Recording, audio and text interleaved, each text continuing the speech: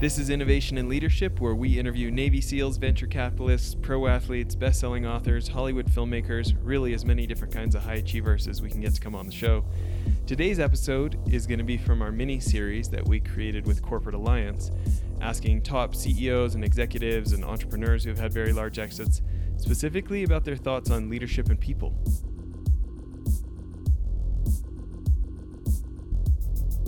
Troy, thanks for making time. You bet. Thank you, Jesse. So for people who don't know, you guys are, over $100 million a year electric company. You got, over 600 staff. We obviously hang out a bit, and I was pretty stoked to hear that you guys grew by 73% last year. There's a lot of presidents of companies that would like to do that. And these are not just run of the mill. You guys are doing solar, you're doing mining, you're doing, entire I-15 corridor in Utah County, the Vivint Smart Home Arena renovation where the Jazz play. I guess my first question here is, for people who don't have a company with such diverse divisions as you guys, what's a unique thing that you have to do in leading such diverse business groups? It's almost like you guys have 6 companies in one company. Yeah, that's exactly how we're structured, and we talk about all the time that one of our biggest strengths is having these different profit centers that are basically the best in the industry, specific to that side of it. They're the true professionals in these different groups, and so that's our biggest strength. We're able to be in these different markets and be a turnkey solution to all of our clients. But even though it's our biggest strength, it's also our biggest challenge. And we talk openly about that on a regular basis with our management group, making sure that communication is happening. Because when you are so spread out in a company doing all these different types of work, communication is key. Keeping everybody, keeping the straight vision in front of everybody, letting us all, making sure all of our team members are aligned and we're heading in the right direction. And a lot of how we pull that together is focusing on our clients, our customers. We, at the end of the day, you have different groups providing different services, but to our client, we want it to look like one. We want it to be simplified for them, easy, and headache-free. So really, when we all get going in different directions and get fractured, we like to pull it back and focus on our client to keep that alignment and keep that communication going. And it's has a lot of different benefits being in all those different areas. And at the end of the day, it's adds a lot of value to our clients and our customers. So what does that look like at a tactical level? If there's somebody who's running a company or they're head of some division who's listening to this and they've got diverse workforces here, what does that look like focusing on the customer? Is this at a meeting, people are coming and they're talking about the customer to each other? What is that like, nuts and bolts? What does that look like at your firm? When you break it down, we're a real goal-oriented company, and so really making sure that everybody's goals are aligned, and making sure that the communication that's happening. So if on a tactical level, we have internal meetings on a regular basis that are making sure that those lines of communication are happening. We try to establish processes of who's taking point, so that there's some kind of an accountability chain for everybody internally. That way they kind of know, depending on the type of job or the type of service, they know who's taking point. And I think that's a critical thing. I think when you get a lot of people eager to please and do a good job, and if they don't know that chain of command, then that's where things, I think, get fractured the most and start to break down. So we've established that line, so when we go into something, people know who's taking point on it and where the part and piece that they play to the success of the project, and fall into it. So hopefully that answers your question. Well, here's the thing. I don't think that would necessarily surprise anybody, but I think the context of how busy you guys are, that might make a bit more sense. I mean, didn't you guys do like almost one project a day last year? Didn't you like 360 projects last year? We did. Um, yeah, a very large volume of projects, and obviously that's a bunch of small projects all the way to very large, complex projects. One thing we always try to remind people when they're trying to tackle something, it's the old elephant in the room, take one bite at a time. So the same concept when you have very large projects or you have a volume of projects, it's really simplifying things and breaking them down into small bite-sized pieces that you can go and tackle. And I think one thing, we had a lot of growth this last year, and I think one thing that led to our success in that is we had a lot of great things and a lot of great people in place. And when everybody is aligned and they're energized to accomplish that same goal together, we don't have a lot of big egos here. And that's another key part of our team and the people here at Hunt Electric is they can check their ego at the door. They can roll their sleeves up and go to work and be a part of the solution, figuring out the best way to do it. When you have that kind of teamwork and energy, you can accomplish a lot of things. And we've been pretty fortunate that we have great people. We spend a lot of time sharing a lot of information. I think that's a unique thing is the amount of information that we share is probably more than most companies do. Let's talk about that for a second. Yeah. Like, okay, because you guys are doing these huge projects. Utah Olympic Park, where they had the 2002 Olympics, the Salt Lake Airport, the Primary Children's Hospital, obviously, the NBA arena where the Jazz play, right? Two things I want to pick up on is that the humility thing of like, what does that look like practically for, all sorts of businesses would like to claim our folks check their ego at the door, but I'd love to hear, how it is that you guys incentivize that or encourage that or set the example for that at Hunt, and then where you just left off here. Yeah. When it really comes down to that, the common goal, realizing what we're trying to accomplish as a company, and really, I am going to take it back to the customer or the client.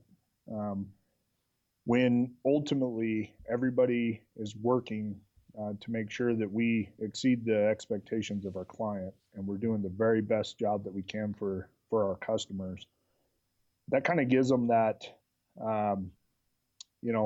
that ability to check their ego and realize that at the end of the day, that's what's most important, and not so much what their success is going to be. They recognize that's the other thing. When you have good leadership, and management groups, they recognize what people are contributing.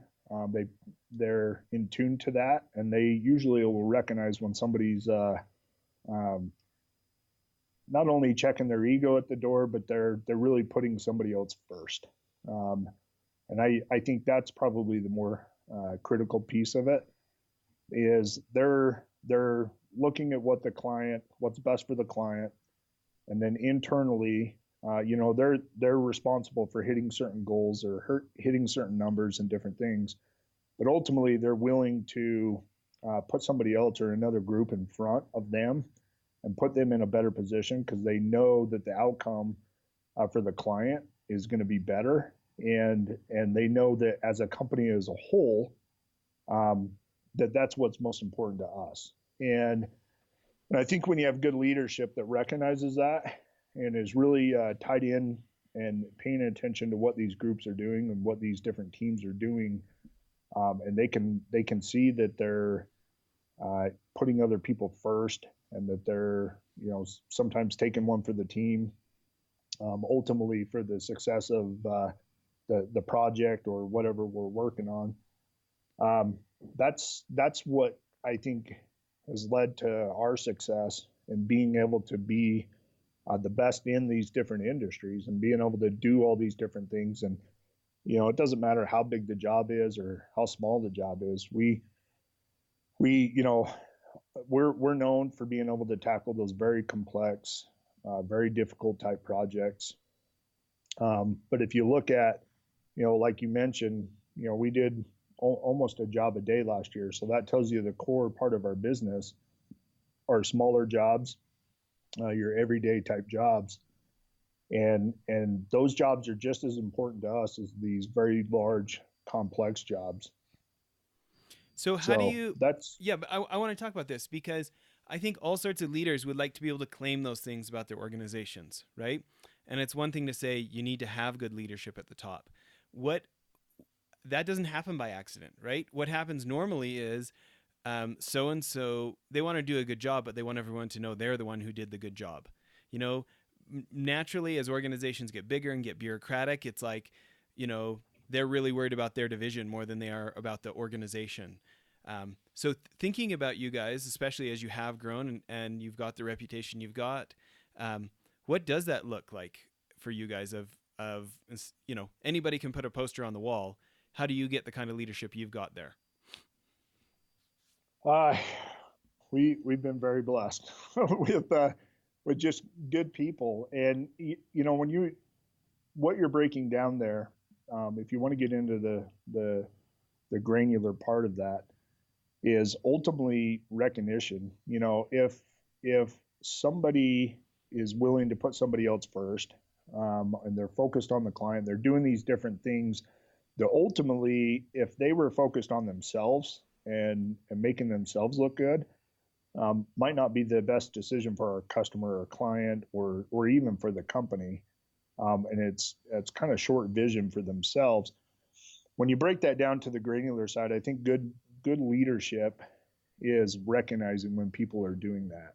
And I think people are more comfortable with doing it when they realize that their leadership, their management group, recognizes what they're doing. So I think that's the more important part. I think, at the end of the day, uh, companies are in business to make a profit, and a lot of us that we're responsible for having a successful business or a business unit. In our cases, with these different groups, um, but when they recognize they're doing that, and their leadership, directly goes to them and says, "Hey, I really appreciate it. I recognize that, you could have handled that completely different, and I really appreciate you being aligned with our vision and where we're going and what we're doing as a whole."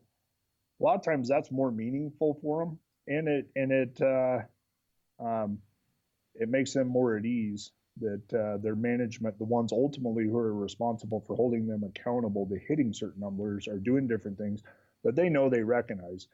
And that sounds fairly simple, but I think that's one of the biggest challenges. I think a lot of people get busy, they get running 100 miles an hour, and they maybe miss some of those things, and don't recognize them, or they recognize them, but maybe they don't verbalize them to their people.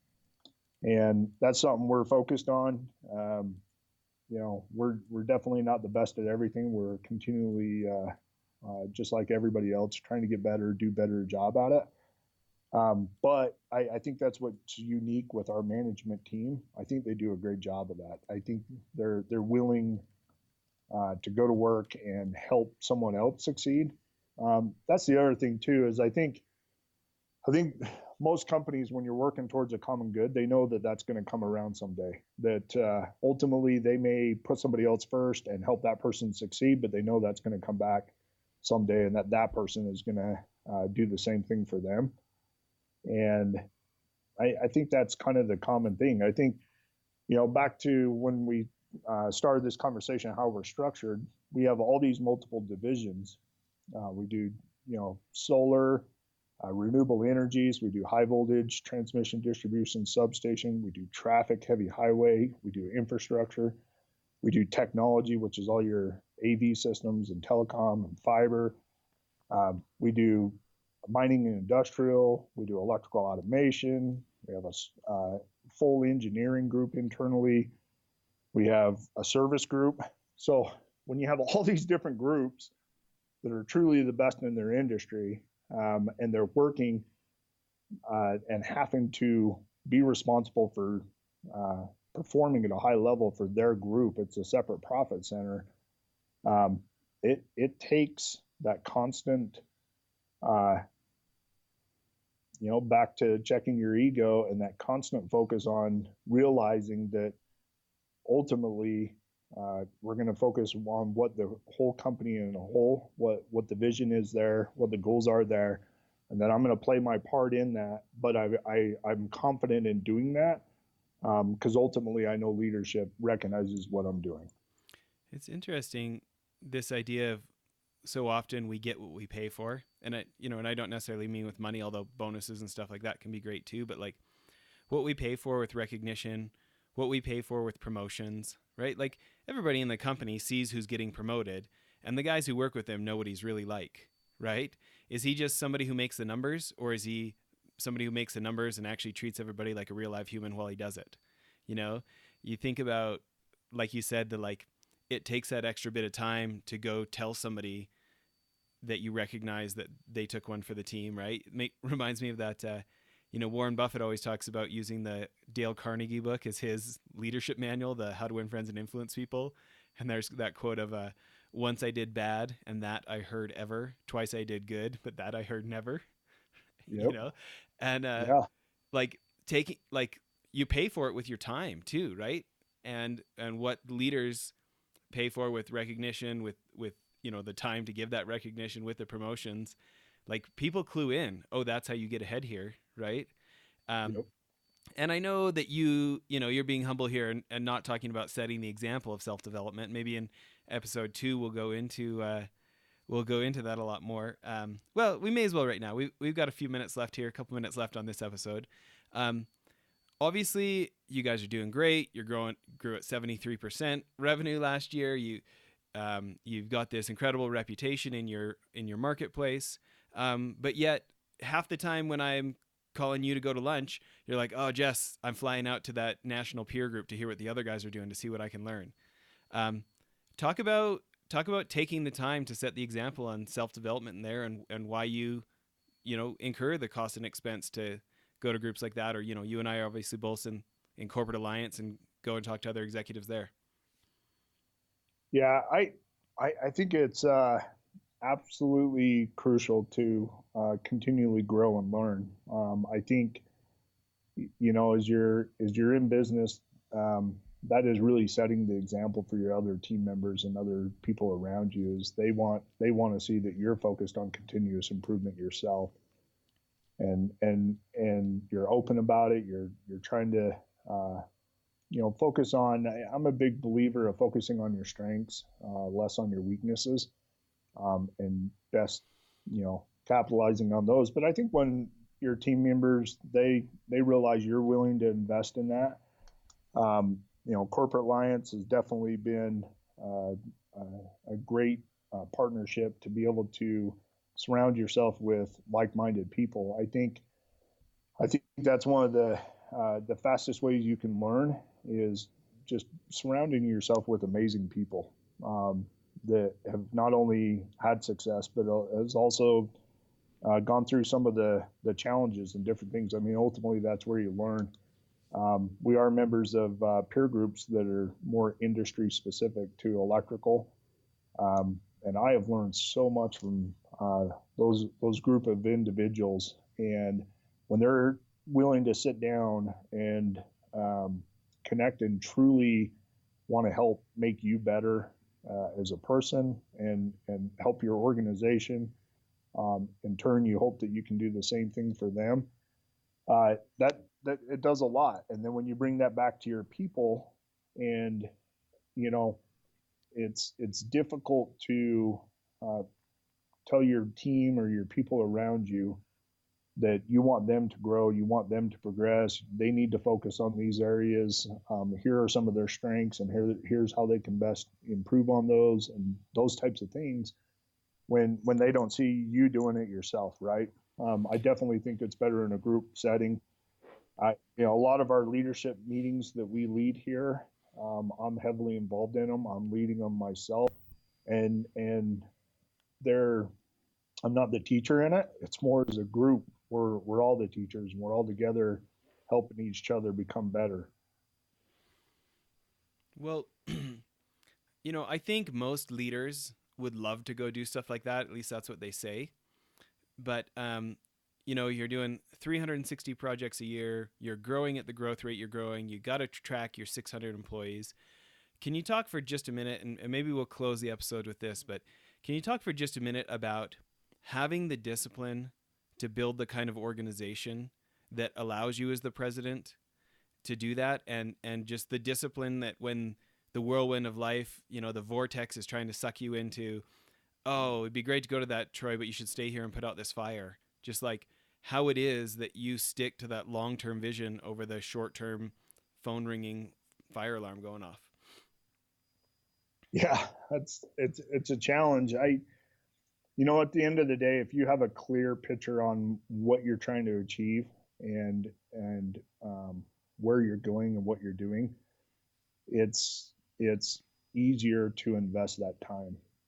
I think probably, if you were to ask multiple leaders, uh, what their biggest challenge is time. It's that balance. It's where do I focus my time, my energy, um, and to for me, I have a clear vision of I need to be able to myself as a leader.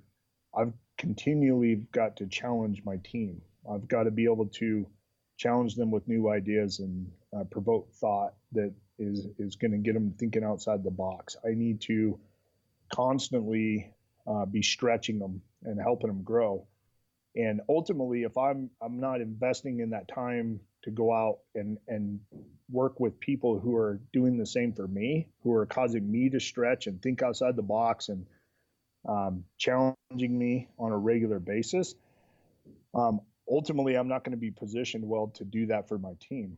So when I make those time commitments, I think ultimately we've got great people here. That's another thing that allows me to do that is um, having good people that and they recognize the value there. So I, I think ultimately it comes back to that. I think it comes to knowing where we're going and what we need to do, understanding the value uh, that on self development and me as a leader in challenging my people. I think that's probably the most important part of leadership in my mind is that you're ultimately helping those leaders become better leaders. And, I wouldn't sit here and say that I'm the best leader in this company. And I wouldn't say that I'm definitely not the most smartest either. We have some incredibly smart people here, some fantastic leaders, but I would be willing to say that I challenge them on a regular basis. I stretch them. I make them think outside the box. I make them look at things differently. I try to get them on a regular basis to see what things are changing in the industry and not get complacent with how things have been done for years after years, especially in the construction industry.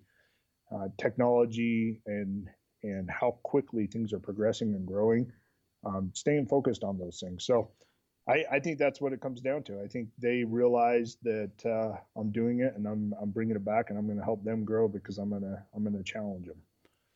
So, can you give us one specific of you went to one of these things and this was the thing that really challenged the way that I'd always done things and the status quo, and I really had to consider maybe we should be doing that too. Is there any kind of big aha that you had by spending this time that you can think of a specific?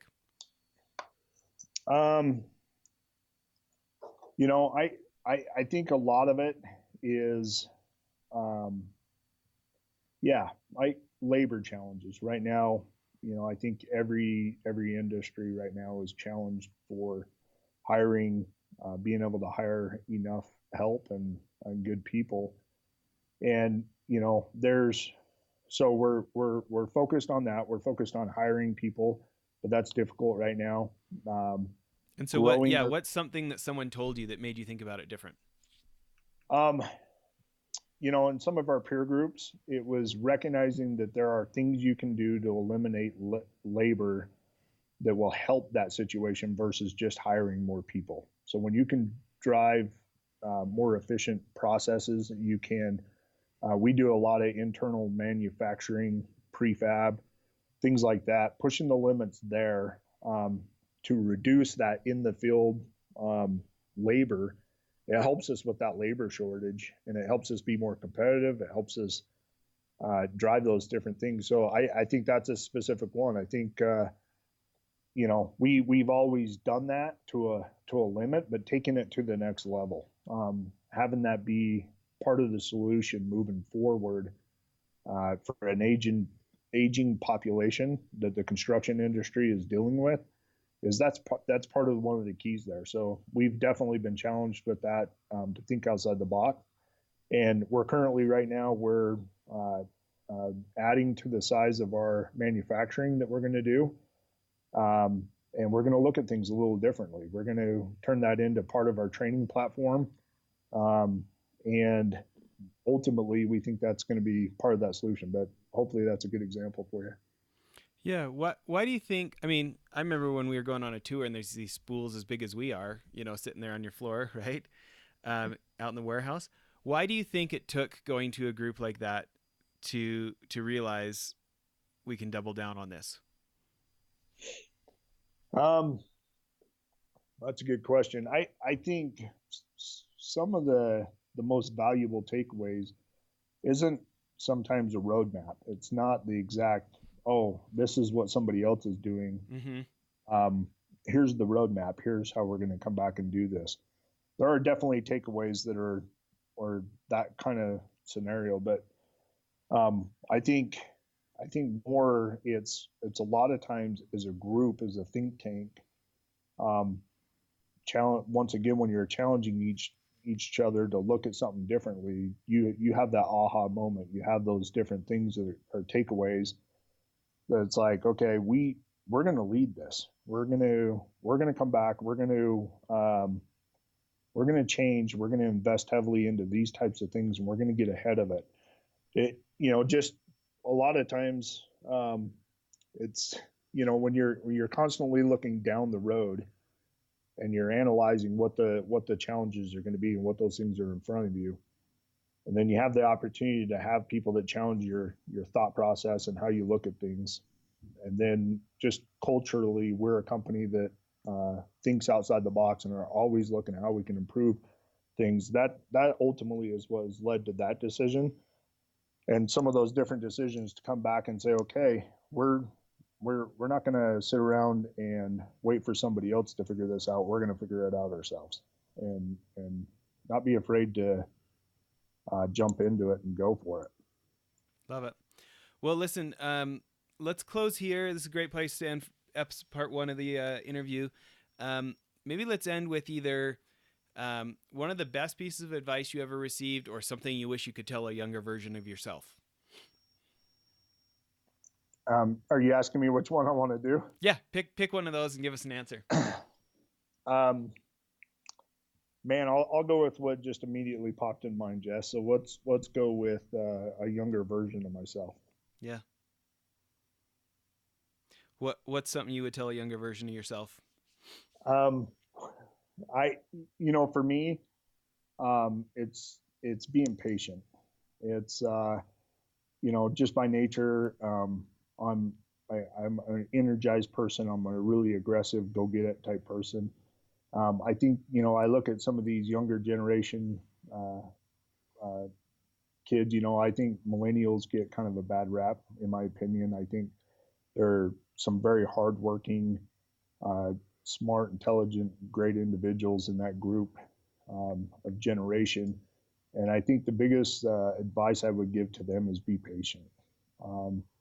There's a lot of opportunity to learn on the road, and I think people get moving too quickly, or they want certain things too quickly, and they don't take the opportunity to learn those different things that you learn along the way that ultimately are going to allow you to be successful in the long run and stay in a successful position and moving forward. I think that's probably the biggest piece of advice I would give somebody is be patient, um, take the opportunity to learn along that path. I love that. I'm kind of chuckling at this end because, you know, because people aren't seeing you here on an audio interview, people don't, there's going to be a lot of people that don't know you've got biceps as big around as my waist and that you like, you go bear hunting with just a bow and arrow and get like 20 feet away from a bear. Because on this interview, you sound like this calm, nice guy. So it's funny I because, am a calm, nice guy. right? But I don't think that people would, just by listening, know kind of that you are a hard charger. So I think that's great advice. It's interesting to think of who couldn't benefit by being more patient. It's just so universal, but yet conquering ourselves and becoming that way is certainly not universal, right? Right. Absolutely. Love it. I What? Oh, one thing I've been taking the opportunity to do is sit in with a lot of our new hires, some of our high potential young people, and that I give them a lot of advice, but that's the one I hit the most. Um, is be patient, let things grow and happen for you, and don't take being patient for being complacent. Definitely grow and stretch yourself and learn, uh, be, but be willing to put in the time. That's where the lessons come from. It's great. Okay, folks, thanks for listening. Tune in to part two. We're going to ask Troy about how to grow $100 million company. Thanks for your time, Troy. Thank you, Jess.